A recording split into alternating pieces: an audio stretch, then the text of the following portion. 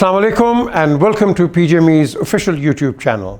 आज तो हम बात करेंगे इसकी कोरोना की, ये जो कोविड-19 है। कल भी आपने देखा था प्रोग्राम के जिसमें मेरे साथ डॉक्टर शारिक नज़ीर थे न्यूयॉर्क से, और इन्होंने बताया था कि इसके क्या इम्प्लिकेशंस हैं, कॉम्प्लिकेशंस हैं और हमें क्या करना चाहिए।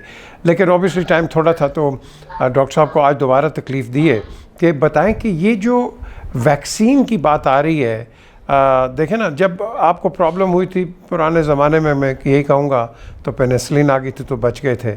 अब एमॉक्सिलिन है, हर किस्म के, आप कह लो कि ये फ्रॉम इनोकुलेशन टू वैक्सीनेशन, ये जो आप कह लो कि पीरियड हुआ है, तो आज ये वैक्सीन कितनी देर में तैयार हो सकती है और वैक्सीन इसका एक्चुअल इफ़ेक्ट क्या है, क्या दोबारा आप इससे इन्फेक्ट हो सकते हैं या नहीं हो सकते हैं। तो डॉक्टर साहब अस्सलाम वालेकुम करते हुए यही मैं आपसे पूछूंगा कि ये वैक्सीन क्या आ रही है कि ये दुनिया टोपी ड्रामा बता रही है, क्योंकि कह रहे हैं जी कि कोई 108 किस्म की तो वैक्सीन आ गई हैं लेकिन सिर्फ 6 या 7 अप्रूव हुई हैं।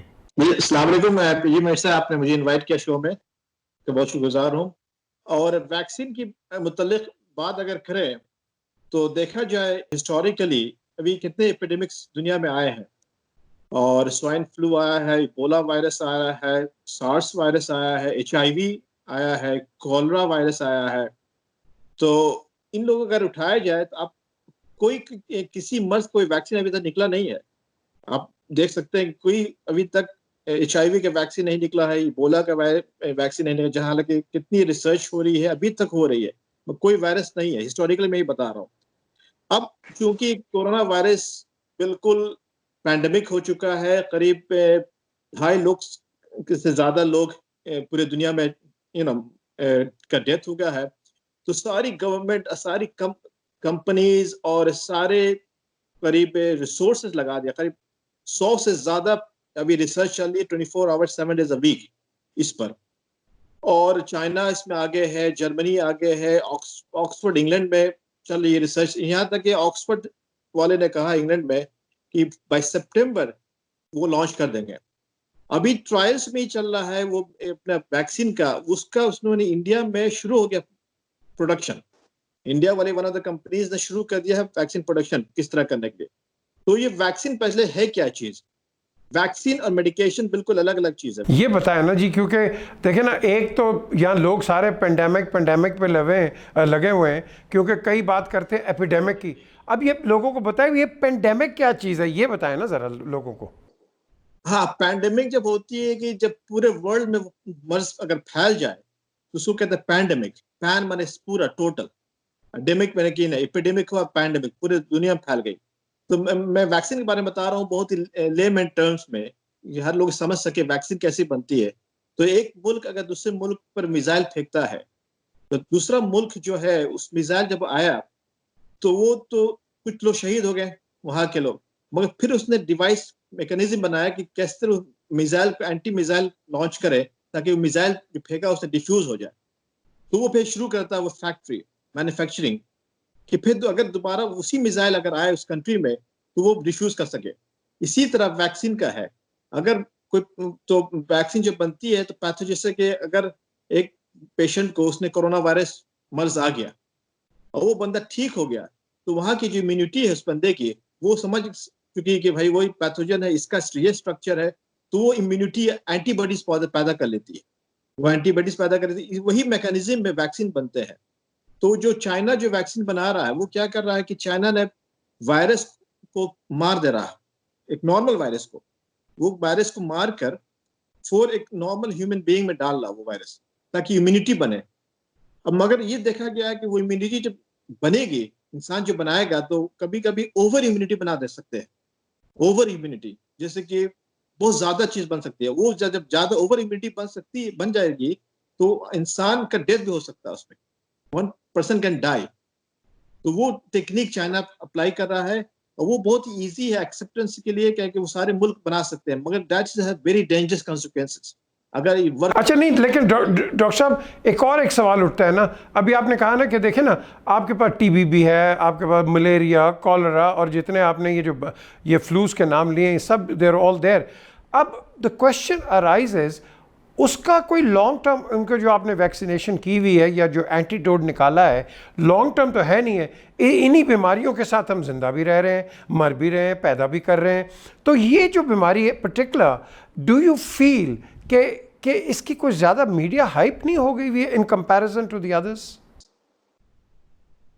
मीडिया हाइप भी हुए मगर फैक्ट्स भी है ना। 2.5 लोग पूरी दुनिया में मर चुके हैं, तो इट्स नॉट सिंपल नंबर। अगर एक कोई कहीं किसी टेररिस्ट अटैक हो जाए, 100 आदमी मर जाए, तो सारी दुनिया में हंगामा शुरू हो जाता है।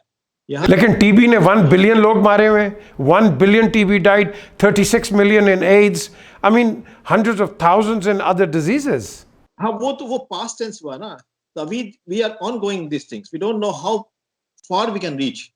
अभी जैसे देखा जा रहा है ना, 2.5 लाख हुआ है, कल को एवरीडे नंबर्स इंक्रीजिंग। तो चूंकि we should not wait till the numbers become in millions, तो वो चक्कर है ना। अभी हम लोग सारे इंप्रूव कर गए। पहले जमाने में इतना इंप्रूवमेंट नहीं था 1918 में। अब we are very much improve nowadays, तो we are not waiting for that thing to happen again. जैसे हम लोग ने हिस्ट्री में देखा है, स्वाइन फ्लू में 35 मिलियन लोग मरे हैं, इबोला में कुछ लोग मरे हैं। तो we are not waiting for that numbers to happen. तो इसलिए मीडिया हाइप कर रही, ठीक है, मैं एट द सेम टाइम वो कॉशन भी करी लोगों को, और फिर इंकरेज भी करी गवर्नमेंट लेवल में कि वैक्सीन कुछ प्रोटेक्शन करें। आपने बहुत इन्वेस्ट कर दिया दूसरी चीजों में, अब थोड़ा इस पर मेडिकल फील्ड में इन्वेस्ट करें और इंफ्रास्ट्रक्चर इंप्रूव करें। तो जैसे मैं बता रहा था वैक्सीन में, अभी ऑक्सफोर्ड वाले ने क्या किया कि ऑक्सफोर्ड वाले ने जेनेटिकली मॉडिफाई किया वायरस को, और मॉडिफाई करके फिर नॉर्मल ह्यूमन बीइंग में वॉलंटियर्स में डाला है, और वो फिर अपनी इम्यून सिस्टम को बढ़ा रहे हैं। तो ऑक्सफोर्ड वाले, इसी तरह जर्मनी वाले ने दूसरी टेक्नोलॉजी की है। तो सारी अभी टेक्नोलॉजी बनी हुई, they are in the process. और वो जो लॉन्च करेगी, तो अनदर फैक्टर होगा, लॉन्च करेगी तो कितने स्केल पे लॉन्च करेगी। अगर सक्सेसफुल हुआ तो देखा जाता है कि अगर एफडीए जो अप्रूव करती है, यहाँ की लेवल में एजेंसी जो है, वो देखती है स्टडीज को नॉट इन अ स्मॉलर सब ग्रुप। अभी जो वैक्सीन हो रही है, वो जो स्टडी हो रही है ऑब्जर्वेशन में, वो करीब ज्यादा लोगों में नहीं हो रही, मगर अगर लॉन्च करेंगे मिलियंस पर, तो they need a bigger study. और उसके साइड इफेक्ट क्या होते हैं वी डोंट नो। उसके कितने साइड इफेक्ट हो गए। अभी डेंगू फीवर जब का वैक्सीन निकला, वो 15 साल के बाद इतना साइड इफेक्ट हुआ कि वो अनफॉर्चुनेटली वैक्सीन बंद हो गई, खत्म हो गई। तो उसी लेकर अभी we don't know how far we can go, उसके साइड इफेक्ट्स कितने होंगे ना, ये चीज है। और दूसरी चीज, अगर लॉन्च कर गई ये वैक्सीन, तो मास स्केल में पहुंचेगी नहीं पहुंचेगी। डब्ल्यूएचओ कहता है कि ठीक है, अगर आप कोई भी कंट्री लॉन्च करती है, तो this vaccine should be reaching to each and every door in the whole world. ये नहीं कि अब ये वैक्सीन को महदूद कर दें और अपने जगह ही पर रखें। तो ये डिस्ट्रीब्यूशन के भी फैक्टर्स हो जाएंगे। और अच्छा डॉक्टर साहब, एक चीज़ बताइए, बिल्कुल एक डिस्ट्रीब्यूशन का एक इशू होगा, लेकिन ये जो गरीब आदमी है, अमेरिका में ले लो, पूरी दुनिया में ले लो, गरीब आदमी क्या ये अफोर्ड कर सकता है ये वैक्सीन, या कर सकेगा? जी हाँ, वही फैक्टर है ना कि लोग कह रहे हैं कि अभी जो वैक्सीन जो बनेगी, it is going to require $8 billion. 8 billion? हाँ, इफेक्ट कॉस्ट हो गए हैं। मगर एट द सेम टोकन देखा जाए, अभी जितने लॉकडाउन हुए हैं, तो पूरी दुनिया में करीब $200 बिलियन का लॉस हो रहा है एवरीडे। हाँ, वी आर सफरिंग। तो अगर डॉक्टर साहब अगर ये 2-3 बिलियन का हो रहा है, तो देखें ना, हर हुकूमतों ने भी सरवाइव करना है, मुल्कों ने भी सरवाइव करना है, एक आम आदमी ने भी करना है। तो ये जब एक कोई सौदा लेने जाएं, तो आप एक वैक्सीन टैक्स लगा दें। आप वीएटी तो लगाते हैं, तो आप जो गवर्नमेंट ले जाती है, तो उसके अंदर आप वैक्सीन टैक्स ठोक दें। Why not? हाँ, नहीं करना पड़ेगा। क्या कि वैक्सीन अब जो निकाली गई, थोड़ी कि आप कुछ लोगों पर ही पहुंचे, क्योंकि ये जो बीमारी है ज्यादा गरीबों पर अफेक्ट कर रही है ज्यादा।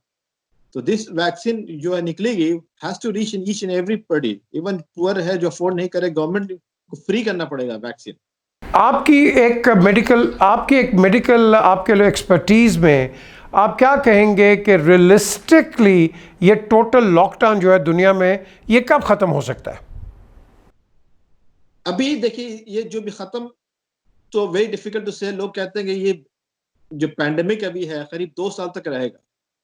तो 2 साल तक लॉकडाउन तो कर नहीं सकते किसी को, दुनिया सर्वाइव नहीं कर पाएगी। तो स्टेजेस पर करना पड़ेगा, बहुत सारी मॉडिफिकेशन करनी पड़ेगी लाइफस्टाइल्स में। नंबर 1 की कंपनीज को देखना पड़ेगा कि चलो अब घर से काम शुरू करवाते हैं, नंबर 1। दूसरा है कि मेडिकल फील्ड में भी लोग कह रहे हैं कि चलो भाई, पेशेंट देखना है, तुम टेली हेल्थ करो। और सर्जन को ठीक है, सर्जन को जाना पड़ेगा, ऑपरेशन करने की तो मस्ट है, मगर अदर स्पेशलिटीज अगर वो घर से काम कर सकते हैं तो they going to encourage doing what home. तीसरा चीज है कि ट्रैवलिंग में, अभी प्लेन में देख रहा था यूनाइटेड एयरलाइंस जो यहाँ से जाती है अमेरिका से, तो वो कह रही कि बीच वाला सीट जो है वो बिल्कुल रिजर्व हो गई, nobody is going to sit in the back end they going to modify like face mask वो डालेंगे सबको, किस तरह बैठने का सीक्वेंस रहेगा, पीछे से बैठना शुरू करेंगे आगे तक, या इंटरटेनमेंट सिस्टम रहेगा कि नहीं रहेगा, या फिर लोगों को ग्लव्स पहनना पड़ेगा। So lot of things is evolving, बहुत सारे चेंजेस लाने पड़ेंगे अपने पैटर्न्स में, अपनी जिंदगी डे टू डे जीने के लिए। अब दूसरी चीज है कि मस्जिदों में जाना, जैसे कि हज का मौका है, उम्रा का मौका है, सारे लोग वहाँ होते हैं, तो we have still very immature to discuss कि किस तरह मॉडिफिकेशन वहाँ होगी, क्या हो करना चाहिए। इट्स वेरी डिफिकल्ट टू से। अच्छा चलिए डॉक्टर साहब, प्रोग्राम का वक्त ख़त्म हो रहा है, मुझे बताइए आज ब्रीफली कि आज न्यूयॉर्क में कितने बंदे आज अल्लाह के पास चले गए? अब न्यूयॉर्क में करीब डेथ रेट तो कम हो रहा, पहले करीब 800-900 था, अब 3-4 दिनों से करीब 350 पर थमा हुआ है। हाँ।